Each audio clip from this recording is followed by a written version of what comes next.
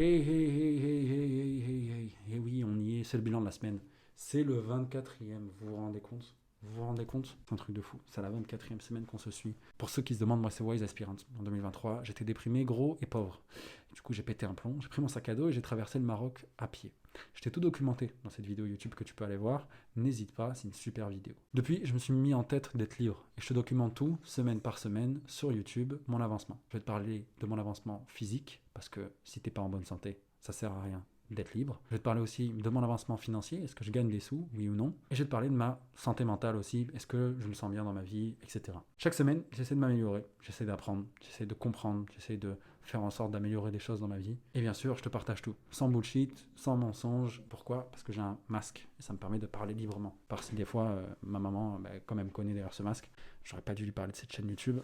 M'a dit d'arrêter de parler de certains sujets parce que c'était un peu gênant. Mais bon, c'est pas grave. On l'aime. Maman, je t'aime. Du coup, on commence directement avec le bilan physique, donc mon corps, est-ce que je me sens bien dans mon corps? Au fur et à mesure de mon avancement, j'ai créé un certain nombre de systèmes, dont la pyramide du corps. Moi, j'appelle ça la pyramide du corps. Pyramide du corps, en fait, elle est basée sur plusieurs piliers. La première, ça va être le sommeil, ensuite ça va être la nutrition, enfin ça va être le sport de manière générale, faire de l'entraînement, qui est lui-même divisé en trois parties, qui est cardio, gymnastique, tous les mouvements, traction, ce genre de choses, toutes les tractions à poids du corps on appelle ça, et powerlifting, tout ce qui nécessite un poids de manière générale. Et enfin, sport, où moi je vais appeler, c'est ta capacité tout simplement à pouvoir faire l'escalade, à pouvoir faire plein de choses. Comme tu peux voir, ça reprend un peu la pyramide du crossfit dans un certain sens. Et enfin, je vais rajouter une dernière brique par-dessus qui est defensing, le fait de pouvoir savoir se défendre en toute capacité, voilà, savoir se défendre, tout simplement. Et enfin, au-dessus, une fois que la pyramide du corps est bien installée, il y a l'esprit. Je t'affiche du coup la pyramide du corps à l'écran, comme ça tu peux avoir une base. Et on va commencer directement le bilan. Bon, je vais être honnête avec toi, cette semaine ça a été une catastrophe. Sur la partie du corps, j'ai merdé, j'ai pris 1 kilo. Voilà, j'ai pris 1 kilo, ça fait 2 kilos maintenant du coup, je suis au même niveau que j'étais en septembre, il me semble. C'est la merde, je vais pas te mentir, en termes de poids, c'est la merde. Mais, la tête à la mer, je suis accro à la salle, j'ai trop envie d'y aller tout le temps. Je vais y aller maintenant, là je finis cette vidéo, je me barre à la salle. Pour te dire à quel point, genre, voilà, j'ai envie d'aller à la salle. Je mange bien, je t'avoue, je mange comme un porc. Je me prends une pâtisserie tous les soirs. Des fois, je mange un repas à midi, j'en ai rien à foutre. Mais j'ai pas pris de gras. Je suis à 16% de body fat, c'est-à-dire j'ai pris un 0,5 g de gras, quoi. Et je le vois en plus quand je suis pas, j'ai pas pris du poids, je suis pas gros. Genre, limite, je me dessine un peu plus. Donc je crois que là, en termes de métabolisme, on va pas se mentir, ça avance plutôt bien. Et après, on va prendre point par point. Au niveau du sommeil, je t'avoue que là, des fois, je me couche tard, je reste sur mon téléphone comme un gros connard. Vraiment, en termes d'habitude que j'avais en début d'année, en fin d'année, pardon, 2023, c'est parti en couille totale. Donc, d'un point de vue sommeil, je t'avoue que je fais mes 8 heures dans tous les cas. Si je me couche tard, je vais faire mes 8 heures, c'est-à-dire je me lève à 10 heures, j'en ai rien à foutre. Le sommeil, c'est prioritaire. Je fais mes 8 heures minimum. D'un point de vue nutrition, je te l'ai dit, des fois je mange des repas à midi, des fois je mange pas un repas. Des fois je me fais matisha avec des j'adore ça, moi j'adore ce genre de plat, tu vois. Pas une casserole, tu mets plein de trucs dedans, tu laisses chauffer. Et ça, c'est des trucs que je kiffe, tu vois. Tu prends après du pain, tu manges ça à la cuillère, c'est incroyable, incroyable. Moi j'aime ce genre de plat. Au niveau du training, je vais pas te mentir, c'est le fuego, j'adore mes entraînements. J'adore, vraiment pour le coup, vraiment c'est trop bien, genre. Je kiffe m'entraîner, ça me régale. Vraiment pour le coup, pour rien au monde, j'arrêterai le sport, tu vois, genre vraiment pour être honnête, tu vois. Si j'arrête le sport, c'est que je commence à redéprimer de fou. Et après sur la partie sexe, énergie, contrôle, machin, tout ça, ma mère a dit que je devais arrêter d'en parler. Je fais chier, parce que ça intéresse tout le monde, ça. Tu vois, c'est parce que c'est tabou que ça intéresse tout le monde. Il faut en parler, il faut ouvrir la voie là-dessus. Moi je pense que ça fait beaucoup de mal. Hein, tous ces trucs-là, le porno, tout ça, ça fait du mal aux jeunes de nos jours. Il faut qu'on en parle, il faut qu'on ouvre le débat là-dessus. Enfin bref, on va pas en parler. Voilà. Je vais créer une autre chaîne où je vais parler de ça. Je ne parlerai pas à ma mère de cette chaîne-là. Parce que je vous explique, pourquoi tu me dis la mère du lieu, c'est un trou du cul, il parle de sa maman. En fait, cette chaîne-là, je l'ai créée pour leur donner des nouvelles, parce que moi, je me suis expatrié, je vis plus ici, je vis plus en France, je vis en Maroc. Et moi, du coup, comme je suis très occupé dans la journée, parce que je dois faire du sport, je dois faire monter un business, etc., vous allez voir un peu après, mais je leur ai créé cette chaîne pour qu'ils puissent avoir des nouvelles. Sauf qu'au final, c'est devenu un peu un journal pour moi. Et donc, du coup, je parle un peu de tout, de tout, quoi. Et comme je ne sais pas mentir, c'est chiant, tu vois. Et un jour, elle m'a envoyé un message, elle me dit, ouais, tu peux arrêter de parler de ça. Je fais, ok, super, ok, maman, tu vois. Il y a du respect quand même. Ah oui, nous on est musulmans, on respecte nos mamans. Et donc du coup, c'est la partie un peu générale, où là je vais aussi parler un peu de mon état d'esprit. Comme tu peux voir, je suis assez jovial. Franchement, je vais être honnête, malgré mon rythme de vie un peu de bâtard, tout va bien, franchement, je suis tarpin bien mentalement, genre même depuis maintenant 4, 5, 6 semaines. Et ça, je pense que c'est parce que je prends du Berocca. En ce moment, je prends du Berocca et de la vitamine D, j'ai repris ces compléments que j'avais arrêtés il y a quelques semaines. Je me couche tard et je priorise aussi le sommeil, donc ça veut dire que je fais mes 8 heures de sommeil. Et mis à part, la semaine dernière, je me suis plaint, peut-être, on aurait pu penser que je me plaignais de cette dounia, tu vois, qui est un peu compliquée des fois. Mais en fait, non, je me plains pas. Genre, C'est juste, je trouve ça injuste, ça m'énerve, mais je veux dire, je suis pas déprimé par rapport à ça, alors qu'à l'époque, ça m'aurait tué comme moralement. Mais là, ça va beaucoup mieux. Donc vraiment, pour le coup, je mange bien, je mange un peu plus qu'avant et tout ça, etc. Vraiment, pour le coup, ça va super bien. Je suis vraiment au max là, d'un point de vue sans hormones, tu vois, ça marche plutôt bien. Donc, d'un point de vue mental, d'un point de vue physique, bon, d'un point de vue physique, j'ai pris 1 kilo, mais j'ai pas pris de gras. D'un point de vue mental, ça va super bien, je me sens bien, tu vois, tout simplement. Et donc, du coup, bah, forcément, c'est beaucoup plus simple pour la partie business. Parce qu'il faut pas croire, c'est pas parce que j'ai rien fait d'un point de vue physique que d'un point de vue business, et là, on fait la petite transition d'un point de vue business, que ça s'est mal passé. Au contraire, malgré tout, que d'un point de vue vie perso, il y a eu un équilibre un peu qui est parti en cacahuète, ben franchement, ça avance super bien d'un point de vue business. Encore une fois, je vous fais un rappel de ma stratégie que je vous affiche maintenant.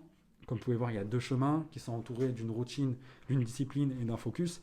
Le premier chemin, bah, ça va être Wise Aspirant, la personne que vous voyez en face de moi avec ce masque. Où là, l'offre que je propose, bah, c'est super simple. C'est mon offre, c'est une idée de business par jour sur TikTok en 2024. Et c'est moi qui documente bah, voilà, ces messages-là, là, ces vidéos que je suis en train de faire. C'est un peu l'offre que je vous propose aujourd'hui. Et bah, ça s'est plutôt bien passé parce que j'ai passé la barre des 3000 abonnés. Je prends environ 10 abonnés par jour. Sachant que bah, c'est trop bien parce que clairement, genre, ça me prend une journée pour monter les vidéos. J'ai fait en sorte, en plus de ça, de créer des templates. Si vous voulez voir mon TikTok, vous verrez, c'est à peu près tout le temps les mêmes vidéos, en termes de forme de vidéo, mais pas vraiment le propos. Le fond ne change jamais. Même si la semaine dernière, j'ai fait les 5 mêmes TikTok pour voir si ça allait changer, ça n'a rien changé. Donc ça veut dire, quel que soit l'effort que je mets, je vais avoir toujours 10 abonnés, 10 nouveaux abonnés sur ma chaîne TikTok.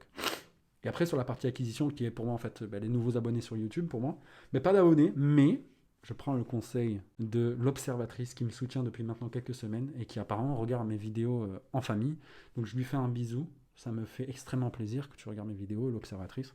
Et je vais prendre en compte ton conseil de ma vidéo du 22, donc la 22e semaine de ce projet Auria. Oui, je vais reprendre une routine. J'avais déjà une routine. Tu pourras remonter dans les vidéos que j'avais fait avant. J'avais une routine carrée. Okay, et là, bah, c'est parti en sgare, on va pas se mentir. Mais on va reprendre. Je te promets, on va reprendre.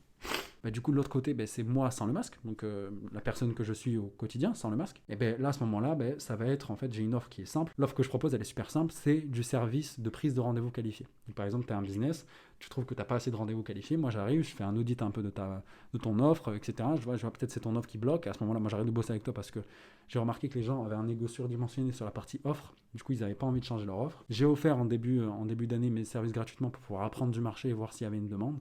Et je me rends compte qu'au fur et à mesure que je parle avec des gens, ils ont juste en fait besoin d'un mec qui prend des appels et qui prend des rendez-vous pour eux. Et donc du coup, je me rends compte qu'en fait, il y a une forte demande là-dedans. Donc moi, je suis au Maroc, le pays des call centers.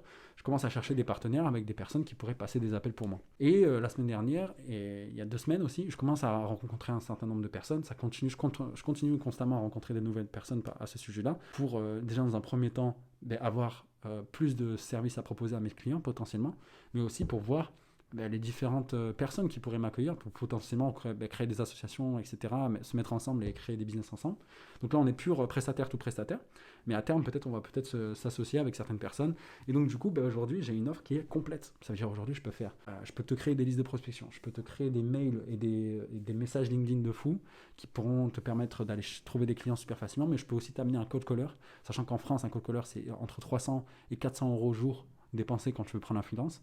Moi aujourd'hui je peux prendre un gars qui est marocain, qui va prendre un petit peu moins d'argent, qui sera mieux payé, parce que du coup comme il est marocain, moi je pourrais mieux payer, parce que moi aussi je marge, puisque je prends un gars un peu moins cher.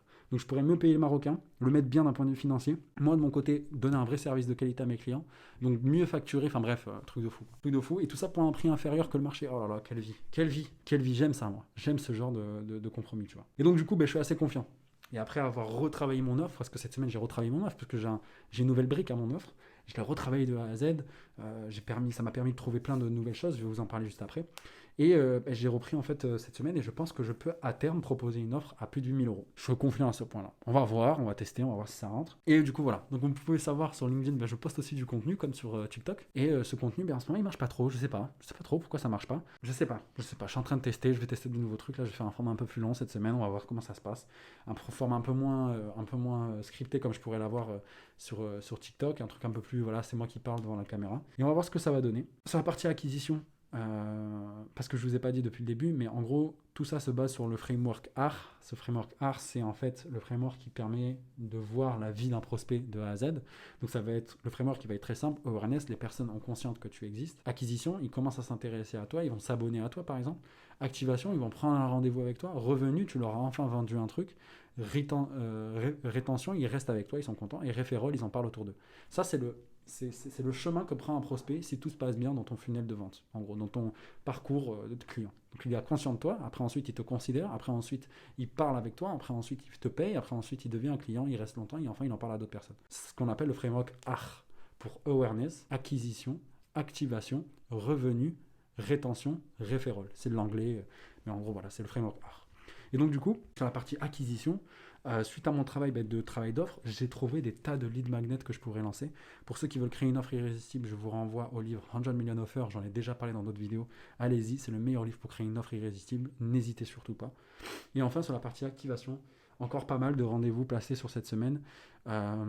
Pour diverses raisons, c'est pas forcément des nouveaux clients, mais c'est pour voilà, peut-être pour des propales commerciales. Ça va être aussi pour des sujets de delivery. Il faut plein de choses, quoi.